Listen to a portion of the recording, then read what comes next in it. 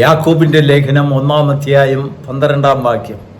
പരീക്ഷ സഹിക്കുന്ന മനുഷ്യൻ ഭാഗ്യവാൻ, അവൻ കൊള്ളാകുന്നവനായി തെളിഞ്ഞ ശേഷം കർത്താവ് അവന് വേണ്ടി വാഗ്ദത്തം ചെയ്തിരിക്കുന്ന ജീവകിരീടം പ്രാപിക്കും. ദൈവത്തിൻ്റെ അതിപരിശുദ്ധ നാമം മഹത്വപ്പെടുമാറാകട്ടെ. വീണ്ടും ഒരു പ്രഭാതത്തിൽ തിരുവചനത്തെ ധ്യാനിപ്പാൻ സന്നിധാനത്തിൽ കടന്നു വരുവാൻ കർത്താവ് നമുക്ക് തന്ന വലിയ ഭാഗ്യത്തെ ഓർത്ത് ദൈവത്തെ സ്തുതിക്കുന്നു. യാക്കോബ് അപ്പോസ്തലൻ ഈ പ്രസ്തുത വചനം കുറിക്കുന്നതിന് മുമ്പ് അതേ അധ്യായത്തിൻ്റെ 3-ാം വാക്യത്തിൽ താൻ മുന്നമേ കുറിച്ചു, വിശ്വാസത്തിൻ്റെ പരിശോധന നിങ്ങളിൽ സ്ഥിരത ഉളവാക്കുന്നതിനാൽ അത് അശേഷം സന്തോഷം എന്ന് എണ്ണിക്കൊണ്ട് അതിൽ വർദ്ധിച്ചു വരുന്നവരായി തീരുവിൻ. ദൈവത്തിന് മഹത്വമുണ്ടാകട്ടെ. വിശ്വാസത്തിൻ്റെ പരിശോധനയെക്കുറിച്ചാണ് യാക്കോബ് അപ്പോസ്തലൻ പറയുന്നത്. പരീക്ഷ സഹിക്കുന്ന മനുഷ്യൻ എന്ന് പറഞ്ഞാൽ അവൻ വിശ്വാസ ജീവിതത്തിൽ അനുഭവിക്കേണ്ടി വരുന്ന പരീക്ഷകളെക്കുറിച്ചാണ്. നമ്മുടെ ജീവിതത്തിൽ 2 രീതിയിലുള്ളതായ പരീക്ഷയുണ്ട്. ഒന്ന്, നമ്മുടെ മാനുഷികമായ ജീവിതത്തോട് ബന്ധപ്പെട്ട് നാം അഭിമുഖീകരിക്കേണ്ടി വരുന്നതായ വൈഷമ്യങ്ങൾ, പ്രയാസഘട്ടങ്ങൾ, അനേക അനുഭവങ്ങൾ, അനേക കണ്ണുനീരിൻ്റെയും സങ്കടത്തിൻ്റെയും അവസ്ഥകളൊക്കെ. അത് വിശുദ്ധനും അശുദ്ധനും, വിശ്വാസിക്കും അവിശ്വാസിക്കും, നീതിമാനും ദുഷ്ടനും മനുഷ്യരാണോ, അവരെല്ലാവരും അങ്ങനെയുള്ള ഒരു പരീക്ഷാഘട്ടത്തിൽ കൂടെ അവർ കടന്നുപോയിക്കൊണ്ടിരിക്കുന്നതായ അതൊരു ജീവിതാനുഭവമാണ്. ധനികനും ദരിദ്രനും അവരവരുടേതായ തലങ്ങളിൽ പരീക്ഷകളുണ്ട്. എന്നാൽ യാക്കോബ് അപ്പോസ്തലൻ പറയുന്നത് വിശ്വാസത്തിൻ്റെ പരിശോധനയെക്കുറിച്ചാണ്. ആ വിശ്വാസത്തിൻ്റെ പരിശോധനകൾ സാധാരണ നമ്മുടെ ജീവിതത്തിൽ വരുമ്പോൾ നമ്മൾ സാധാരണയായി നമ്മളിൽ ഒരു പ്രവണതയുണ്ട്.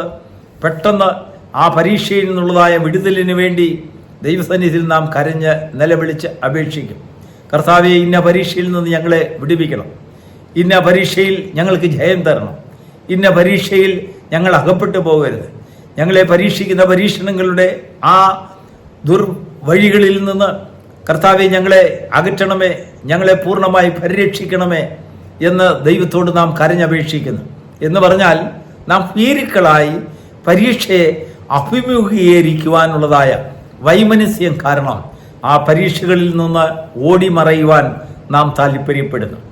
കർത്താവ് തൻ്റെ ശുശ്രൂഷ വേളയുടെ അവസാന കാലഘട്ടത്തിൽ ശിഷ്യന്മാരെ വിളിച്ചുകൊണ്ട് അവരോട് പറഞ്ഞു, നിങ്ങളുടെ വിശ്വാസം പ്രമാണിച്ച് ഞാൻ നിമിത്തം, അല്ലെങ്കിൽ നിങ്ങൾ എന്നെ ഏറ്റുപറയുന്നത് കാരണമായി നിങ്ങളെ അവർ എന്ന് പറഞ്ഞാൽ നിങ്ങളുടെ ശത്രുക്കളായി, നിങ്ങളുടെ വിശ്വാസത്തിന് ശത്രുക്കളായി നിൽക്കുന്നവർ വലിച്ചിഴച്ചും കൊണ്ട് നിങ്ങളെ പള്ളിയിലും പള്ളിയുടെ മുറ്റങ്ങളിലും അങ്കണങ്ങളിൽ ന്യായവിസ്താര സ്ഥലങ്ങളിലും ഒക്കെയും നിങ്ങളെ വലിച്ചഴിച്ചു കൊണ്ടുപോകും, അനേകരെ കൊല്ലുകയും അനേകരെ മരണത്തിന് ഏൽപ്പിക്കുകയും ചെയ്യും. നിങ്ങൾ വലിയ കഷ്ടതയിൽ കൂടെ കടന്നു പോകേണ്ടതായിട്ട് വരും. അനേക പ്രയാസങ്ങൾ നിങ്ങൾക്ക് വേണ്ടി കാത്തിരിക്കുന്നുണ്ട്. അതിൻ്റെ കൂടൊക്കെ കർത്താവ് അവരോട് പറഞ്ഞതിൻ്റെ അർത്ഥം, അവിടെയൊന്നും ഞാൻ ഓടി വന്ന് നിങ്ങളെ മരണത്തിൽ നിന്ന് രക്ഷിക്കുകയില്ല, നിങ്ങളെ ആ പരീക്ഷയിൽ നിന്ന് ഞാൻ നിങ്ങളെ വിടുവിച്ച് നിങ്ങൾക്കൊരു പരീക്ഷണം തരികയില്ല. പക്ഷെങ്കിൽ അതൊക്കെ സഹിക്കുവാനുള്ളതായ ഒരു കൃപ പരിശുദ്ധാത്മാവ് നിങ്ങൾക്ക് തരും. ഞാൻ പോയി ഒരു കാര്യസ്ഥനെ നിങ്ങൾക്ക് വേണ്ടി അയക്കും.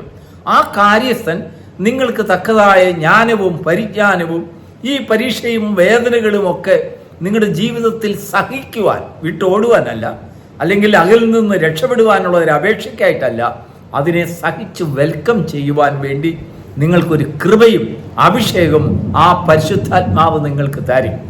ദൈവത്തിന് മഹത്വം ഉണ്ടാകട്ടെ. നമ്മുടെ ജീവിതത്തിൽ പലപ്പോഴും പ്രയാസഘട്ടങ്ങൾ ഉണ്ടാകുമ്പോൾ ദൈവത്തോട് നാം കരഞ്ഞപേക്ഷിക്കുന്നത് നമ്മളെ അതിൽ നിന്ന് വിടുവിക്കണമെന്നാണ്. എന്നാൽ വിശ്വാസത്തിൻ്റെ പരിശോധന ലൗകികമായ മാനുഷികമായ ജീവിതത്തിലെ പ്രയാസഘട്ടങ്ങളിൽ കൂടെ കടന്നു പോകുമ്പോൾ കർത്താവെ ഞങ്ങളെ അതിൽ നിന്ന് വിടുവിക്കണമേ, ഞങ്ങളെ സഹായിക്കണമേ എന്ന് നമ്മൾ പ്രാർത്ഥിക്കുന്നത് ഉചിതം.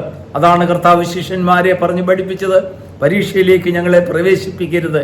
കാരണം ചില പ്രയാസഘട്ടങ്ങൾ ഞങ്ങളുടെ മുൻപിൽ വരുമ്പോൾ വിശ്വാസത്തിൽ നിന്ന് ഞങ്ങൾ പോകുവാൻ തക്കവണ്ണം അത് കാരണമായി തീരും. എന്നാൽ വിശ്വാസത്തിൻ്റെ പരിശോധന നമ്മളിൽ കടന്നു വരുമ്പോൾ ദൈവമക്കളോട് ദൈവത്തിൻ്റെ ആത്മാവ്, ദൈവത്തിൻ്റെ വചനം, കർത്താവ് അവയല്ലെങ്കിൽ നമുക്ക് തരുന്നതായ ഉപദേശം നമ്മൾ അതിനെ സഹിക്കുന്നവരാണ്, വിട്ടോടുന്നവരല്ല, ഓടിപ്പോകുന്നവരല്ല, നമ്മൾ ഭീരുക്കളായി അതിനെ ഭയപ്പെടുന്നവരല്ല, നമ്മൾ അതിനെ വെൽക്കം ചെയ്യുന്നവരാകണം. അങ്ങനെ വെൽക്കം ചെയ്യുമ്പോഴാണ് കർത്താവ് നമുക്ക് വേണ്ടി വാഗ്ദത്തം ചെയ്ത കിരീടത്തിന് വേണ്ടി അവകാശികളെന്ന് നമ്മളെ തന്നെ കൊള്ളാകുന്നവരായി തെളിയിക്കുന്നത്. ആരാണ് നമ്മളെ കൊള്ളാകുന്നവരായി സർട്ടിഫിക്കേഷൻ ചെയ്യുന്നത്? പരിശുദ്ധാത്മാവ് തൻ്റെ ദൂതന്മാരുടെ അകമ്പടിയോടുകൂടെ നമ്മളെ പരീക്ഷിച്ചു കൊണ്ടിരിക്കും. അതുകൊണ്ടാണ് ഉയിർപ്പിനെ കുറിച്ച് അപ്പോസ്തലനായ പൗലോസ് പറയുന്നത്, കർത്താവ് താൻ ഗംഭീരനാദത്തോടും പ്രധാന ദൂതന്റെ ശബ്ദത്തോടും ദൈവത്തിന്റെ കാഹളത്തോടും എന്ന് പറഞ്ഞാൽ ആ ശബ്ദങ്ങളിൽ ഉയിർപ്പിന് വേണ്ടി ഒരു മനുഷ്യന്റെ ആ റിസറക്ഷന് വേണ്ടി ഉതകുന്നതായ ശബ്ദഘോഷങ്ങളുടെ കൂട്ടത്തിൽ ദൂതന്മാരുടെ ശബ്ദവുമുണ്ട്. എന്ന് പറഞ്ഞാൽ ഇവൻ അതിന് കൊള്ളാകുന്നവനാണ്. ഇവൻ ഒരു ഉയിർപ്പിന് വേണ്ടി കൊള്ളാകുന്ന മനുഷ്യനാണ്. ഇവൻ പരീക്ഷയെ കണ്ട് ഭയപ്പെട്ട് ഓടിയവനല്ല. അവൻ പരീക്ഷയെ വെൽക്കം ചെയ്തുകൊണ്ട് വിശ്വാസത്തിന്റെ പരിശോധനയെ സസന്തോഷം അഭിമുഖീകരിച്ച് അതിനുവേണ്ടി സഹിച്ചവനാണ്. ദൈവത്തിന് സ്തോത്രം. അങ്ങനെ അവൻ കൊള്ളാകുന്നവരുടെ ലിസ്റ്റിലേക്ക് വരുന്നു. നോക്കൂ, നമ്മുടെ കർത്താവ് പരീക്ഷയ്ക്ക് വേണ്ടി പിശാചവനെ 40 ദിവസം മരുഭൂമിയിലേക്ക് കൊണ്ടുപോയില്ലേ? 2-3 പരീക്ഷകളുടെ കാര്യങ്ങൾ മാത്രമേ തിരുവചനത്തിൽ നമുക്കത് രേഖയായി തന്നിട്ടുള്ളൂ. ഒന്ന്, യേശുവിന് വിശന്നപ്പോൾ കല്ലിനെ അപ്പമായി പറയുവാൻ പിശാച് പറയുന്നതായ ആലോചന. 2, മുകളിൽ നിന്നും ആ ദേവാലയത്തിന്റെ അഗ്രത്തിൽ നിന്നും താഴേക്ക് ചാടുവാൻ പറയുന്നതായ ആലോചന.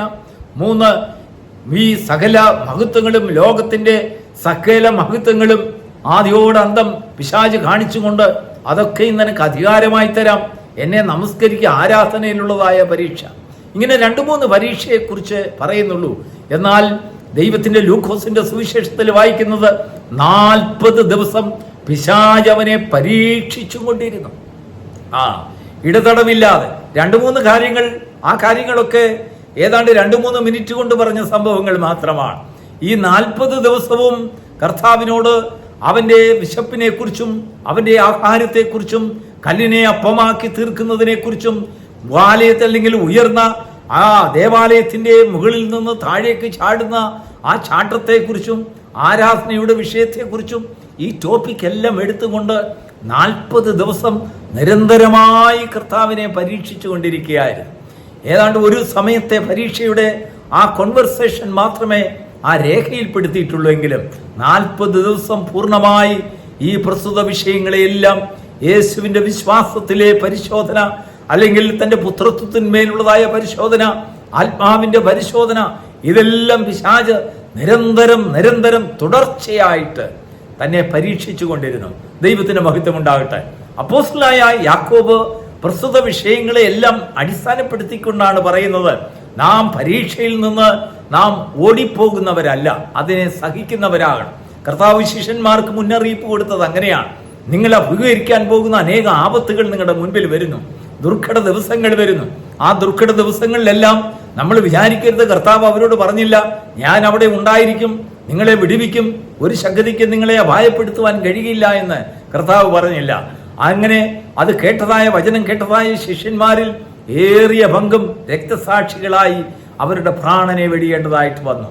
ചിലരുടെ കഴുത്ത് അറുത്തു കൊന്നു, ചിലരെ തൂക്കിക്കൊന്നു, ചിലരെ അടിച്ചു കൊന്നു, ചിലരെ കല്ലെറിഞ്ഞു കൊന്നു, ചിലരെ ക്രൂശിച്ചു എന്ന് വേണ്ട അനേക ഉപദ്രവങ്ങളിൽ കൂടെയൊക്കെ കർത്താവിന്റെ വചനത്തെ അവർ ഉൾക്കൊണ്ടപ്പോൾ ഈ പരീക്ഷ സഹിക്കുന്ന മർമ്മത്തെക്കുറിച്ചുള്ള വെളിപ്പാട് അവർക്ക് വന്നപ്പോൾ അവർ ഓടിപ്പോകുന്നവരല്ല, അവർ സഹിക്കുന്നവരായിരുന്നു. പ്രിയപ്പെട്ട ദൈവത്തിന്റെ ജനമേ, നമ്മുടെ മാനുഷികമായ ജീവിത ആ ചര്യകളിൽ ഉള്ളതായ പരീക്ഷകളും വിശ്വാസത്തിന്റെ പരിശോധനയും തമ്മിൽ കൂട്ടിക്കുഴച്ചു പോയിരുന്നാൽ നമുക്ക് വിശ്വാസത്തിന്റെ പരിശോധന നമ്മളിൽ സ്ഥിരത ഉളവാക്കുകയില്ല, നമ്മളിൽ അസ്ഥിരത ഉളവാക്കും. വിശ്വാസത്തിന്റെ പരിശോധനയെയും ദൈനംദിനമുള്ളതായ മാനുഷിക ജീവിത പരീക്ഷകളെയും രണ്ടായി കണ്ടുകൊണ്ട് വിശ്വാസത്തിന്റെ പരിശോധനയിൽ അതിനെ സഹിക്കുന്നവരായി തീരണം, അതിനെ വെൽക്കം ചെയ്യണം, അതിൽ നിലനിൽക്കുവാൻ ആഗ്രഹിക്കണം. അതിൽ ഉള്ളതായ ഘനത്തെക്കുറിച്ചും ദൈവം തരുന്നതായ മഹത്വത്തെക്കുറിച്ചുള്ളതായ വാക്തത്വത്തിന്റെ ആ വചനങ്ങൾ നമ്മുടെ ഉള്ളിൽ കടന്നു വരുമ്പോൾ അതിനെ സഹിക്കുവാനും അതിൽ വർദ്ധിച്ചു വരുവാനും അതിൻ്റെ ആ സന്തോഷത്തെ നമ്മൾക്ക് ഉൾക്കൊള്ളുവാനും ദൈവം നമുക്ക് പുതിയൊരു അഭിഷേകവും കൃപയും തരും.